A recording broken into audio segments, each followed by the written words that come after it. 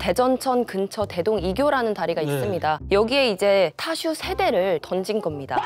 CCTV를 여러 대를 분석해서 범인을 찾아냈는데 고등학생 무리로 밝혀졌습니다. 10대 남학생 3명이 붙잡힌 겁니다. 경찰 조사에서 장난 삼아서 타슈를 던졌다 이렇게 진술한 것으로 알려졌는데요. 구체적으로 범행 방법을 말씀드릴 수는 없지만 이들은 정상적으로 대여하는 방법들이 아니었습니다. 그러니까 기록에 남지 않게 되겠죠.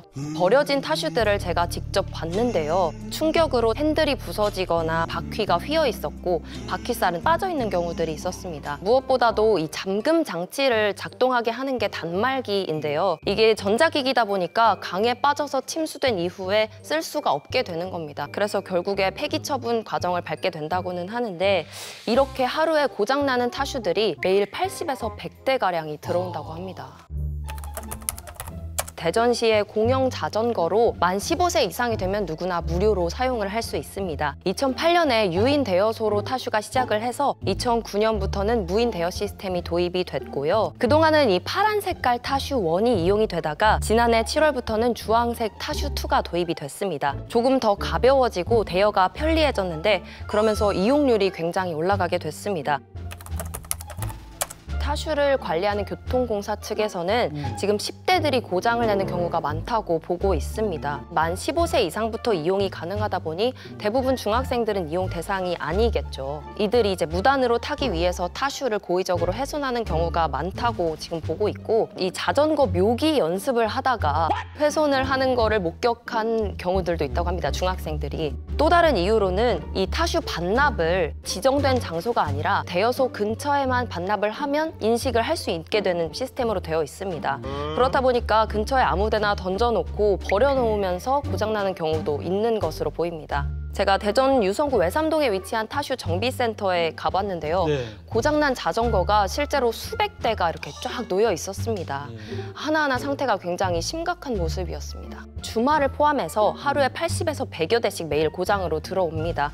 고치는 수도 하루 90여 대 정도로 비슷하다고는 하는데요. 현재 이 정비를 하는 인력이 많이 부족한 데다 주말을 포함해서도 계속 고장이 들어오는데 그때는 일을 하지 않다 보니 월요일이 되면 이미 고장나는 양이 훨씬 더 많아지게 되는 겁니다. 고쳐지는 타슈들보다 고장나는 타슈가 더 많은 상황인 건데 바퀴나 바퀴살 같은 경우에는 해외에서 사오느라 수급이 조금 더 걸린다고 해요. 그래서 이 수요를 따라가지 못하는 수준이라고 합니다.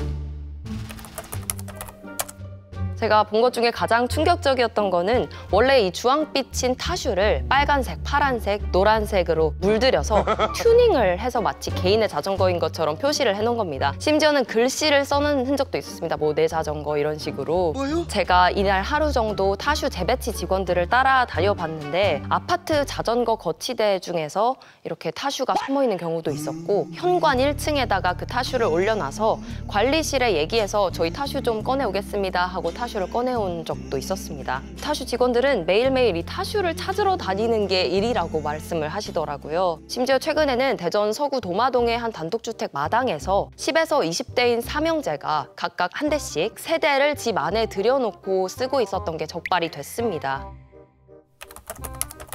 하천에다가 타슈를 고의적으로 버리거나 이렇게 일부러 손상을 하는 행위 같은 거는 공용물건 손상 혐의가 적용이 됩니다.